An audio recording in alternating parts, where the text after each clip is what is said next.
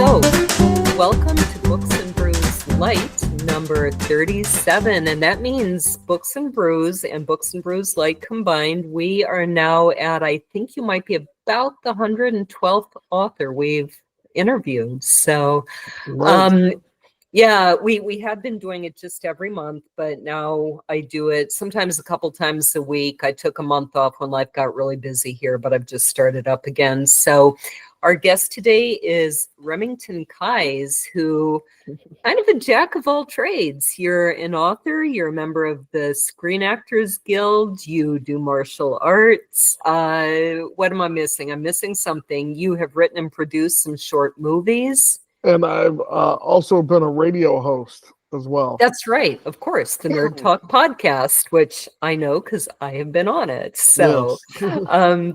that was fun. And we talked about movies. And it's kind of funny. I don't feel like I know much about movies, even though, well, my husband and I, by the end of the day, we're usually kind of exhausted. Like today, I was out weeding all day. And man, that's hard work, you know? Absolutely. Oh, I never thought so until I had a garden, but our garden is pretty big and it's been raining a lot. So I've got 5 million weeds out there. I believe it. They grow faster than I can pull. But anyway, welcome. And anything else I've missed? No, I think you pretty much covered it. You know, I started off in the industry as a radio host and YouTuber and all that.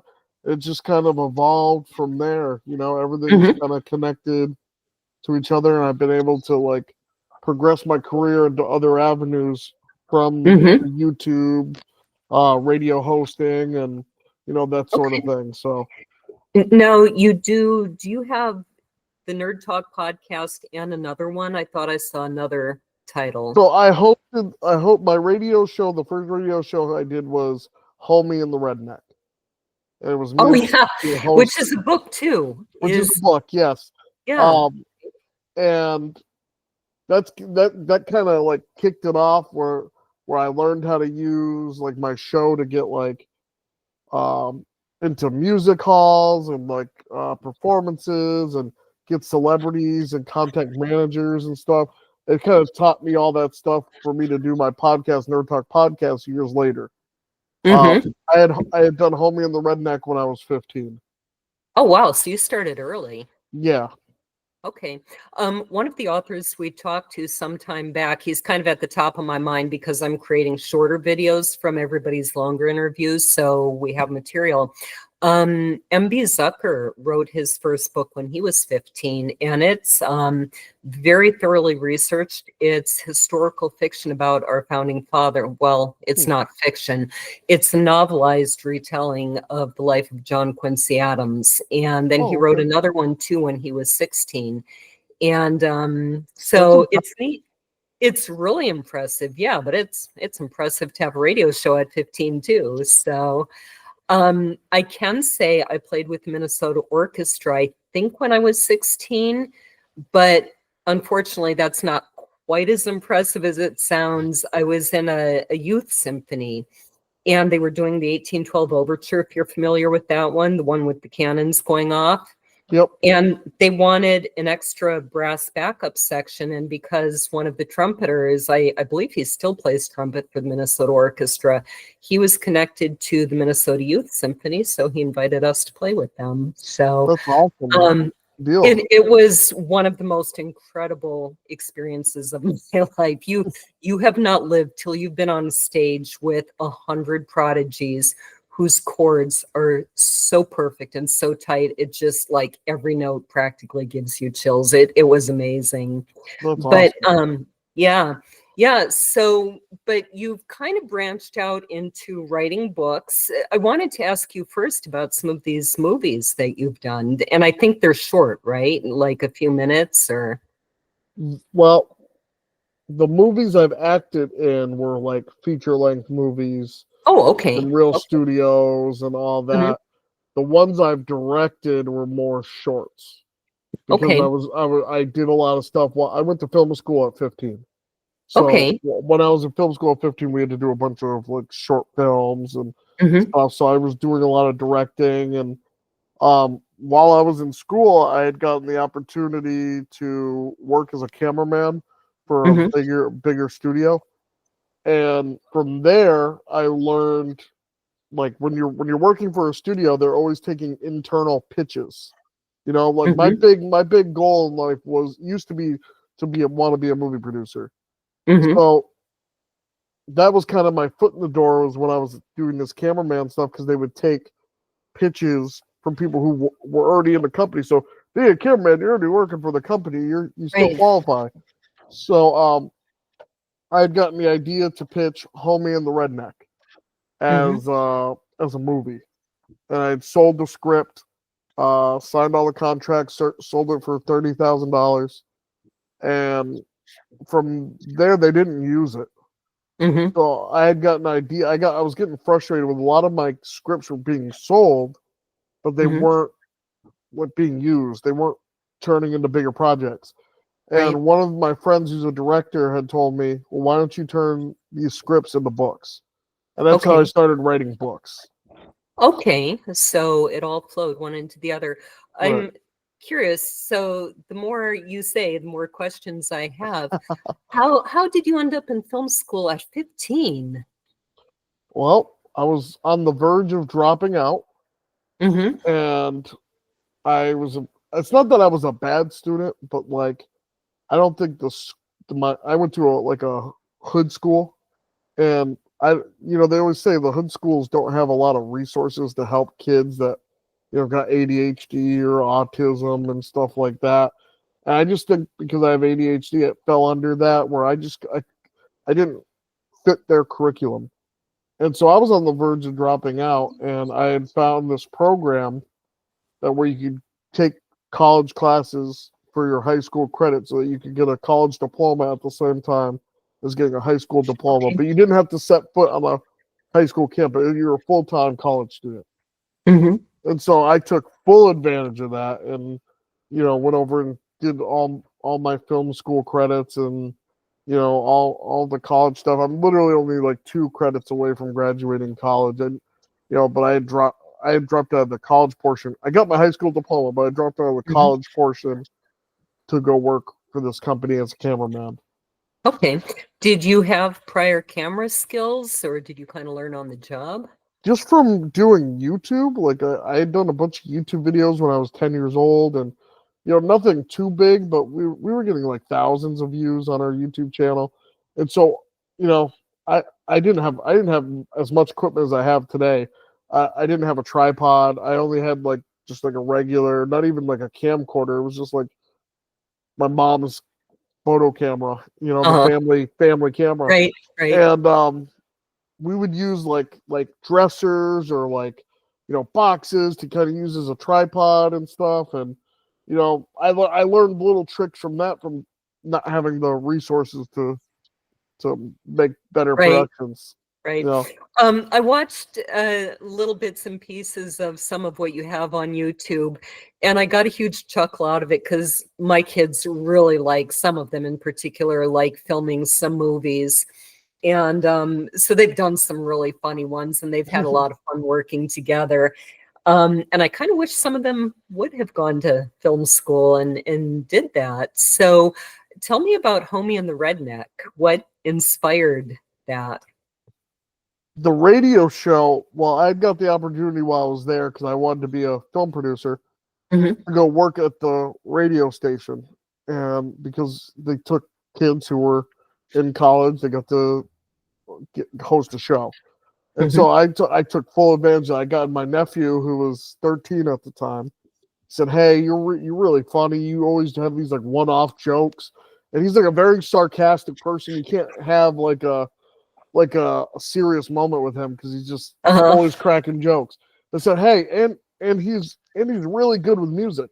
He listens to music, like old school music, that like somebody his age wouldn't be listening to." And he was very knowledgeable. Always had facts, like little tidbits about these artists and stuff. Said, "Hey, you got to help me out with this radio show." He said, "Oh yeah," and he came on and was the second host. And so he would tell me like, "Okay, we got to get this person on here because they're going to be in town," or, "Hey, you got to put this song on because it's not a lot of people listen to it, and it'd be kind of cool Mhm. for the show, or oh, this is really popular. This is in the top 10 this week. You got to put that in. He was more the knowledgeable guy, Mhm. and I was more the straight man. He could crack a joke and make it a little fact into a joke, and he was really the perfect co-host. Right. And that's kind of and I'm a black guy, and he's white. Even Mhm. though he's my nephew, he's like white, and so I'm homie, and he's the redneck. So Okay. we kind of play onto our personas a little bit, and we always had banter, and it was a real fun show when we were doing it. We used to get a lot of people listening to it that might not even pick it up locally. They would listen to it online sometimes, because Mhm. we'd stream it too. It was cool, and so I thought our dynamic was a cool enough dynamic where you could make this into a movie. I even thought, Uh-huh. hey, us going around would make a funny reality show because we were just like goofy kids, Uh-huh. And so I used to like write down like little stories and stuff, and I eventually wrote enough to make a movie script, and that's kind of how Homie and the Redneck came to be. Okay. I just converted the script to a book. Now, I am curious because I have someone, I run a small publishing company, and one of my authors did have his book option for a movie, Mm-hmm. but it's just been sitting on the shelf for years now. Why does a company buy your script and do nothing with it? So that somebody else doesn't make money Okay. off of it. So, It's strictly so it's like, oh, that's mine. Nobody else can have it. We don't want you to do anything with it, but we're not doing anything with it either because it's ours. It's one of and those things. that's what you call optioning the script, right? Where they buy Mm-hmm. it to make sure nobody else can. Right. Okay. That to me seems like is the plan sort of maybe one day we'll want to do something? I think I would like to do something with it, but I don't Hmm. know. I have the book rights to it. I don't Hmm. necessarily know much about how the film rights go for it because I know in my contract it said if they don't make it within 10 years, the rights Hmm. revert back to me. But I don't know if I have to go get a lawyer to go get those rights back or do they just Right. automatically just roll back. So I don't know. Yeah. That's where I would need a lawyer to come talk with me about it. How far into the 10 years are you? I think I'm a little over it. Oh, so in theory you could just In theory, check I could make the argument, hey, I own this now. But that's it. kind Hmm. of why I released the book. It was like, okay, Okay. this was my official, it's mine, it's out there. Right. Now, I am curious. I find this really interesting about the ADHD and almost dropping out. The great thing, I can talk about my sons without giving anything away because I have 7 of them, so nobody knows who I'm talking about. But one of my sons was semi-diagnosed with ADHD. I'm not sure, I just talked with someone yesterday. Her book was about boys, and we were discussing how much of that is ADHD, how much of it is boys can be squirrely, they Right. have a lot of energy. I grew up with sisters, so boys were a little bit of a surprise to me. But he was kind of in a similar position where he hated school. I think he was bored stiff because Absolutely. he Right. was very quick. They fought all the time with the teacher over showing the work, and he Mm-hmm. would instantly come up with the answer. That's how his brain worked. He'd look at long Right. division, he'd know the answer, and she would tell him, "You've got to do the work." Um, he kept starting businesses, and he was making money hand over fist, and they kept shutting him down. And it's like, why don't you teach all the kids to run a business? Right. And he was very much in your position where I think I think there could have been some temptation to drop out, to just say, I'm sick of this. Listen, that's the kind of kid you want running the school fundraiser. Mhm. Well, and I think your life is showing that's often the kind of kid who's going to go out there in the world and do stuff. Right. Um, I'm not like my sister's always made this compliment about me that like I'm not the guy to go tell you can't do it because you're just gonna go do it and then some. right, right. Everybody told me growing up like oh, being a filmmaker is like a not a good dream. It's not realistic, and Mhm. all this other stuff, and all the stuff I've accomplished just says otherwise. Exactly. Well, I was struck as I was looking at some of the samples of your books online. You have one dedicated to your grandmother. You have Yep. one dedicated to your dad, thanking him for the encouragement. This one's for my grandmother. The Yep. newest, so the newest one is for your grandmother. Did Yeah, she, I did she pass recently? she passed in October, Okay. and I named one of the characters after her in the book. That's neat. Yeah. Yeah, I noticed one of your characters is Remington. So I'm assuming Logan must be your nephew. My nephew, yeah. Okay. But I thought that was really neat that you thanked him for his encouragement, his support. What would you say to people who want to write a book and maybe aren't getting are getting what most of us do? Oh, that's stupid idea. Nobody ever succeeds. I wouldn't listen to the haters. I would just go out and do it. It's one of those things, it's so easy to find resources as a self-publisher these days that you can Yep. do it within minutes. You don't really need to go through a publishing company anymore. So I would just tell people, just go do it and, get your hustle out. I wouldn't be as successful if I didn't have a good hustle behind my creativity. I go to conventions and I hand out my business cards. I make sure I have people on my email list. I make sure when I release a book, I send out, just as many copies as I sell to get the word out there. I donate to libraries. I donate to parents who might not be able to afford my books because, the more books I can get into people's hands, the more my outreach gets. Yep. So it's a lot of giving away in addition to really pushing it. I am curious, how many hours a day do you end up working doing all of this? Probably 8 hours a day. That's not bad. When my books were selling really well, boy, hustle is the word. Now, mind you, most of my kids were still at home at the time, and I was still teaching music lessons 25 hours a week. But between taking care of the kids, the house, teaching lessons, writing, marketing, I went to bed at 1 a.m. I was back up at 6. I was working 18 hours a day.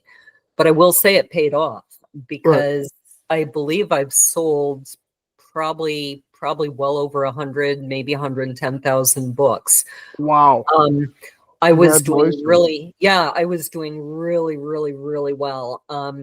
But you also reach a point of burnout.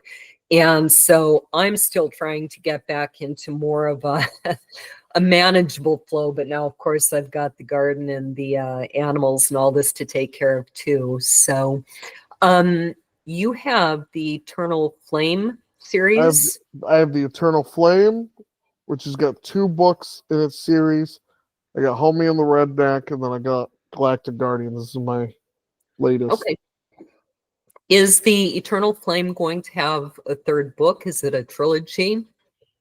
See, that's where I'm wondering right now if I split it off into 2 series, because the 2 books, while they have the same characters in it, it almost seems like 2 separate origin stories for 2 separate characters. The more I think about it, one's about one character getting superpowers, the other one's about the best friend getting superpowers, and I don't know. I haven't decided whether I want to do like a trilogy or like make 2 separate trilogies, but I am in the process of working on another one. Okay.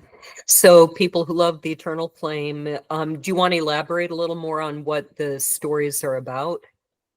The Eternal Flame is a love story about a kid who gets superpowers and falls in love with the enemy of his family, almost like a Romeo Juliet situation.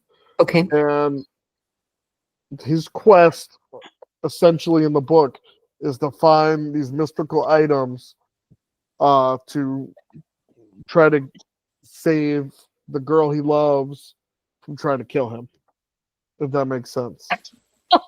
Why does she want to kill him? Just because they're bonded by destiny that Um, since the beginning of time, their families have been trying to kill each other, and Mhm. then when one kills one, the next one's born. You know, so it's just kind of over and over, like a reincarnation kind Okay, of thing. so it's not exactly Hatfields and McCoys. It's one has to die for the next to be born. Yeah, Oh, interesting. yeah, So she's kind of almost bound to try and kill him. right. But then they fall in love, growing up with each other, not knowing Mhm. that they were going to try to kill each other. That does put a twist on a romantic relationship. Right. And then there's a twist at the end Hmm. that's really interesting in how they try to get the work around it. Hmm. It's a really interesting twist. I don't want to spoil it. Don't give it away. Don't So give it the more I away. talk about it, it becomes a little bit more spoilery in how it happens, Right. No, you're right at the point where you're making it sound interesting so people will go get it. So that's where you want to be. Do you have a reading ready for us? And I think your reading is from your newest book, right? Yeah, Galactic Guardians here. Um, I will read a page out of the Galactic Guardians. The afternoon sun streamed through the classroom windows of Evergreen Middle School, casting a warm glow on the worn-out desks. Students shuffled around, packing their bags and chatting excitedly about the weekend ahead. Mrs. Thompson's English grade, Mrs. Thompson's eighth grade classroom was buzzing with excitement. Today was the last day of school for the week, and the weekend was so close they could taste it. At the front of the classroom, Mrs. Thompson droned on about the Pythagorean theorem, but the five friends barely paid attention. 13 years old and still stuck inside all day, James groaned, tapping the pencil. How is this fair? We're all 13, genius, Vivian said. What you think you deserve? What, you think you deserve special treatment just because you play sports? Polly chuckled. Not just any sport, baseball. And trust me, he's gonna remind us a million times. That's a little bit opening for my Galactic Guardians. It's kind of showing the banter between the Hmm. friend group that they're so close that they can just go off each other, you know. And the characters in this book are based off my younger brother and my nephews. That I wanted to like kind of immortalize them in my Hmm.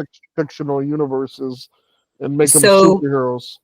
do they have all the same names? All the same names. So Okay, Richard is so my younger brother, and Polly and James are my nephews.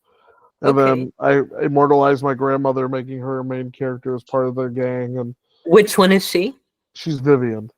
Vivian. Okay. Um, That's that's neat. and the thing about this book is I went through different rewrites of it. It was Hmm. originally going to be one kid trapped in space, then it went to three kids trapped in space, and then it went to ended up being five, and so I could have a full team, you know. Hmm. And so it's real interesting how the dynamics changed with each draft, you know, Right, especially right. going from one kid being the main character to five at the end, you know. Right. And I think almost any author can appreciate that. There are a few rare who just seem to write the book from start to finish and, Yeah. fix a few typos and there we are. But similar thing happened with my books that first I wrote this obnoxious, arrogant trombonist gets caught in medieval Scotland. And I think it was as I read through the first time, I went, well, wait a second. How come nobody seems to notice that he's missing? He's the star Right. of the orchestra. So I had to solve that problem. So Neil Campbell was born, and they switched places in time. And so that's why nobody quite notices that. Almost like a Freaky Friday kind of thing. Yeah, a little bit. They don't switch bodies. That might have been easier. Switch They look places. Yeah. right, right. They switch places in time. And of course, then I had to come up with an explanation why Sean can understand, because I like to keep things very realistic, and a lot of time travel ends up being you're in medieval France and you can speak the language and you're American. How's that possible? So, I tried to come up with explanations for everything. But yes, I appreciate that. All of a sudden, you've got It's four funny. There was characters. your kids might know about this, but I don't know if you remember. In the 2000s, they had a television special called the Jimmy Timmy Power Hour, where two cartoons swapped places in their instead of time travel, it was dimension travel. But they swapped places for the hour-long special. So it's bringing that kind of vibes back, you know? Yeah, I would not be surprised if my kids know about that.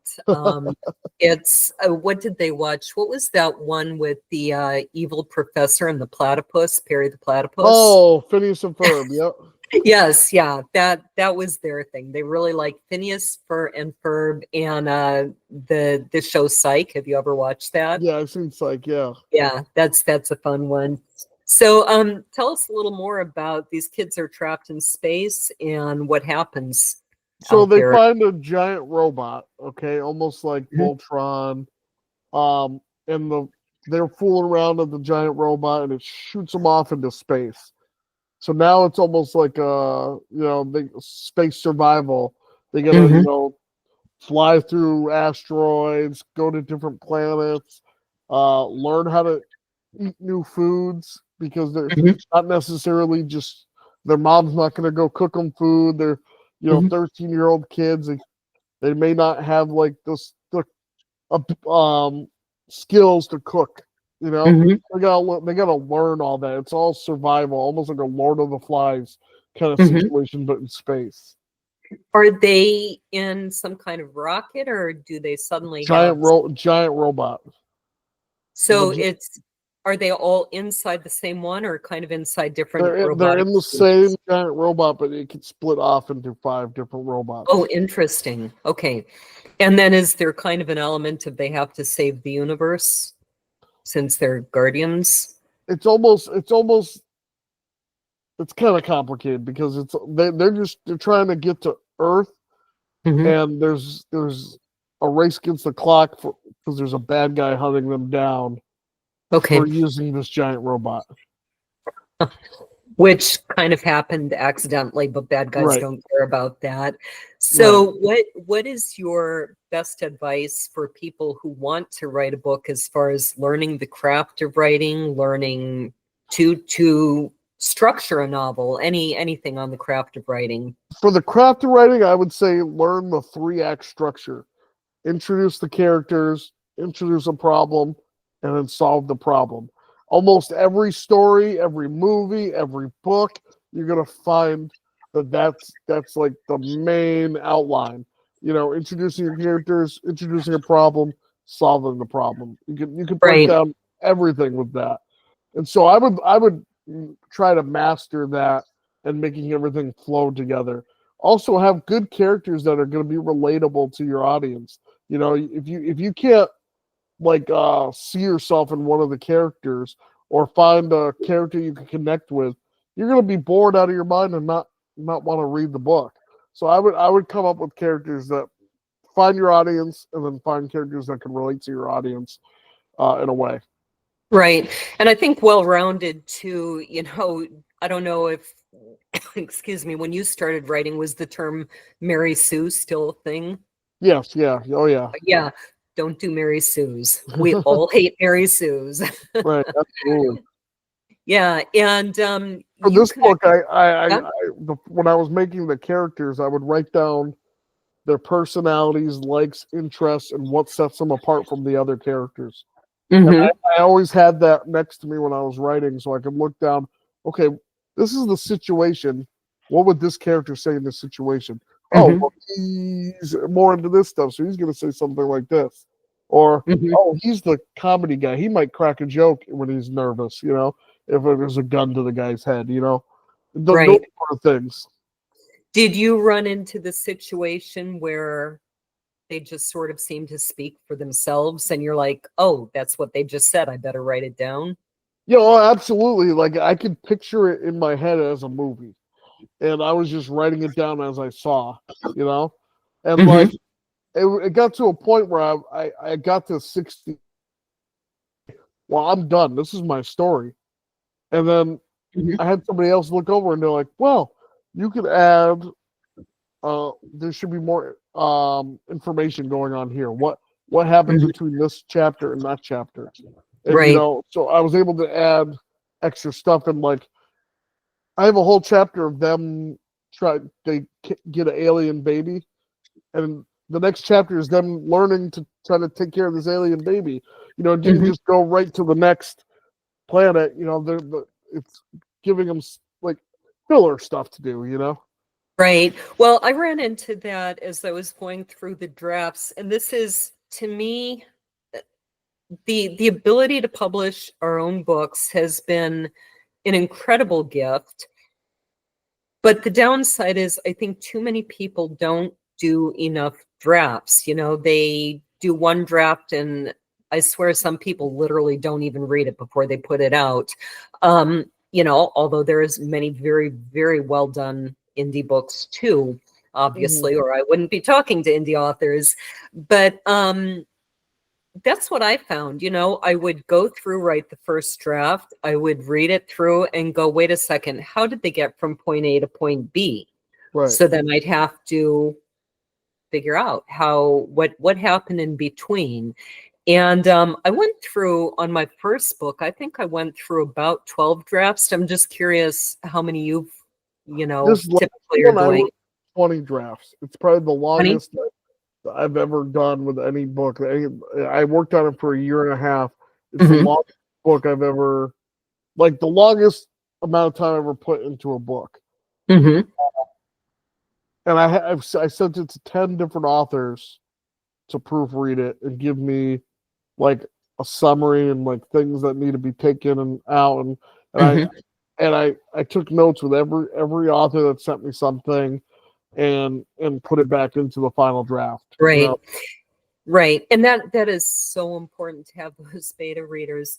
I kind of laugh because my beta reader, one of my beta readers, took my book from 1 book to 5 books because she read the book. I thought it was a standalone book. And she said, well, what happens next? And I was like, he's dead. I don't know. He probably gets left on the battlefield and eaten by crows. I don't know. But then I went back. I was so perplexed by this question. I went back, reread my ending, and went, you know what? I never said he's dead. Right. What if he recovered from that horrible injury? What if Mhm. he had a little bit of a miracle recovery? And so he did, because we're kind of God in our own worlds. Yeah. We can work a miracle if we want. So that's fantastic. What's coming next for you? Either books or branching into new activities. I think I would like to do. Right now, currently, I'm writing 4 books, but I've I know also that feeling. I've also gotten paid to work on a couple scripts for people too. Oh, nice. Okay. So with me, the sky's the limit. I'm always working Mhm. on projects. There's always something new to do. There's always something in the works. I can write a script in like a weekend, Wow. and have a good script in a weekend. Um, but I don't know. These next couple books I want to do are going to be a little different before I start working on sequels. Hmm. Um, I don't want to give too much away, but yeah, I got stuff in the works that'll be coming out. I'll probably have one more book coming out this year, and then a couple next year. So And I'm not done writing. There's going to be more I'm stories. I'm a little bit jealous. I've kind of been stalled a little bit. I'm working on, I think, about 12 or 15 books right now. And it just is not the ideal way to work on books. Um, Well, I'll tell you this: one of my heroes is Walt Disney, right? mhm, And he's one of my big inspirations for wanting to be a filmmaker and want to get into like different kind of avenues and stuff like mhm, that. Because he didn't just do animation; he did filmmaking, he did a lot of other stuff. And so I would like to do eventually get a book of book of every genre. I'd like to mhm, tackle horror. I'd like to tackle romance. I'd like to tackle, you know, maybe I don't know, like I've already done sci-fi. I've already done mhm. superheroes. I've already done adventure. I've already done comedy. I'd like to do something new that's going to challenge me, Hmm. instead of, I don't want to be stuck writing only superhero books or only sci-fi or, Right. only one thing. So I'm gonna try to challenge myself and do more other out there I think genres. that is a great way to live your life. Give me a challenge. I would be happy to write time travel forever, but I accidentally got sidetracked by my husband. I'm blaming it all on him, by our Ivy League mysteries. And this all started, and this is why I say it's all gold to a writer. My 16-year-old son and I were coming, he's not 16 anymore, but we were coming back from the Amelia Island Book Festival. And the farther north we drove, the sicker I was getting. I needed chicken noodle soup very badly. So we stopped at IHOP. They had his steak out in 5 minutes, and it took 25 minutes for them to come out and say, "We don't have any chicken noodle soup." I was Jeez. like, I was furious. I mean, furious for me is where I go. That's about as furious as I get. But I was really furious, and I didn't even give her a tip. I was so mad. Like, what is going on in that kitchen that it took Right. 25 minutes? So, of course, we came up with Ivy Leak, who travels the country with her 16-year-old son writing mystery novels. And I figured out what was going on in that kitchen, all kinds of shenanigans. So, and then my husband kept coming up. Well, we kept coming up with more and more stories. And so, one of them, when we moved into our new house about 2 years ago, I had just had 2 emergency surgeries. I had this tube in my arm going to my heart. I mean, I was on death's door. And I had this public health nurse who was absolutely determined to come and change my bandages. And I kept telling her over and over and over, I don't need the bandages changed. I have a doctor. And so, of course, that became a book. And now I know there is something very interesting hidden in my house that woman wants to get at. Well, I'll tell you So, this: I have a book that's ready to release. It's ready to release right now, and I'm hesitant on releasing it. It's one of those things I was like, I might release this when I'm like about to die or something. It's about the you have 10 me worst. curious. It's about the 10 worst dates I've ever been on in my life. That's Okay, great. and I found a story to connect all the threads Hmm. of the dates, so it's one story. But I'm like, man, some of these dates are really bad and make some of these people look like shallow and just Uh-huh. terrible people. And I'm like, man, I don't know if I want some of these stories out for the women's sake. You know, none of these stories Can make me look bad, but it kind of makes me look bad for putting up with the dates, but hmm none of these for putting Well, up with it. But did you none of go on a these, second date with any of them? a couple of them, yeah, I did, yeah, yeah. The look on your face, that was perfect.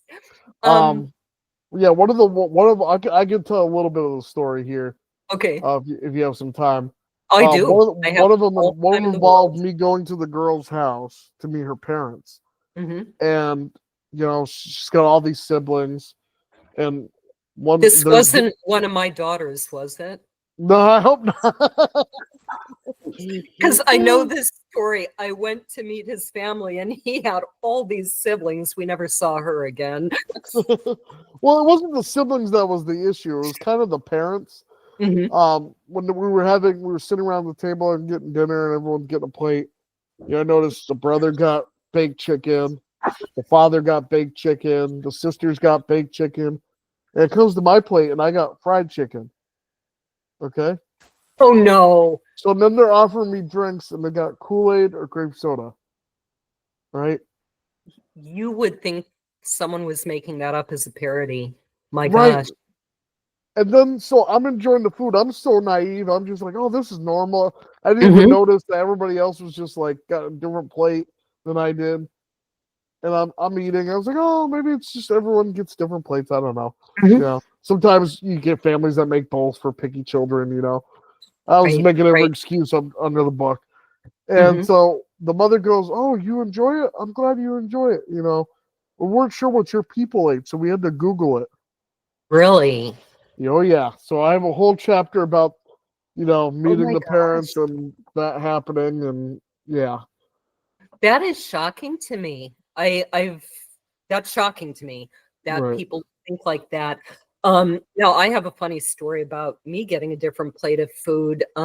It was a little bit awkward. I met my in-laws to be after I was already pregnant, and my he's now my ex-husband, but he is from Ireland. And so before he flew to the United States, at some point in his life, his father, they had a lot of Chinese in Ireland, and he knew his dad was a little bit prejudiced. And he asked, well, what if I were to ever marry a Chinese girl? And his dad said, oh, that would be fine. But if you ever marry an American, we will disown you. What? Yep. Now, my father-in-law was a wonderful man. I absolutely loved him. I've never held that against him. I think it's hilarious. They changed their minds, but they had had some bad experiences with American tourists. And so the first night I got there, he had never met me. You know, it's very awkward. I'm very pregnant. I'm about to marry their son. I'm American and they hate Americans. This is so funny. He had such great sense of humor. I sat down to dinner, looked at all the plates, and everybody had, you know, their piece of chicken, their baked potato, and their side of vegetables. I looked down at my plate. I had, at a glance, looked like the same thing, chicken, baked potato, and vegetables. But I very quickly noticed that my baked potato was a stone from their garden. That was the exact same size, shape, and color as everybody else's baked potatoes. Oh, no. And I kind of looked down at the baked potato, and I looked up at him, and he's like, not meeting my eyes, trying not to laugh. And I think I made a comment, and I think he was desperately hoping that I would actually try and cut into it and not notice. But man, I don't know what they would have given me if they'd, you know, what do they think Americans eat? Hot dogs, I guess. Hot I don't dogs. know. I mean, you look at the American menu on international restaurants, it's usually like hot dogs, pizza, that Mhm. kind of thing, you know? Yeah, that's I had one guy when I was going on dates after I was divorced. He lied about absolutely everything in his profile. Like, I'm a CEO, turned out to be I helped my mom run the thrift shop in her basement. I have a PhD, turned out to be, well, I've started working on my associates, and he was in his 40s or even 50s. And you know, there were a lot of things, there were a few other things. And so and then he talked about himself nonstop for 3 hours. Oh, And man. so I didn't exactly want to go out with him again. And he actually tried to guilt me into going out with him again. And he was Black. And so he started accusing me of being racist. Oh, It's man, like, that is the worst, man. That is the do worst. you really think that, I mean, if I go out with you because I'm scared of what you're going to call me, what's going to happen next when I Right. don't do what you want? And that was really the worst one. I mean, my view of the people I met was most of them were really nice guys. We just weren't a match. Most of Right. them were interesting stories, but yeah, you know, you're always going to come across a few. So I am curious, do you think these women would, you know, notice that you had written such a book? I think a couple of them stalked me, so I definitely think they would have. At least some of them. I think some of them would Uh-huh. catch on to it. Okay, wait a minute. Now I didn't use their names when I wrote it, Mhm. but the stories are just like blatantly obvious. Like, you're like, hold on, this is very similar. You know? Right, right. I had one like that. And again, he was a nice guy. We just weren't a match. But I do like to tell the story that I was asked once by one-legged man to model for the label on his wine bottle. He That's was hilarious. making, yeah, I thought it was kind of funny. It sounds like a great story. I should probably write a book about that, but That's the next one.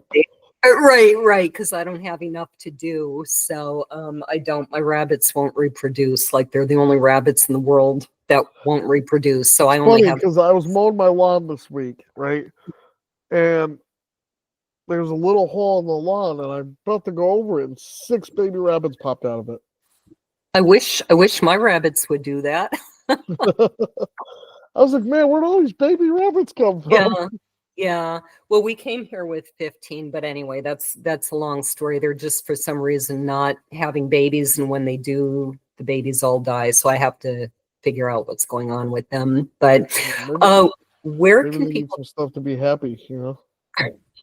I don't know. I mean, I gave him a female, and he seemed really happy.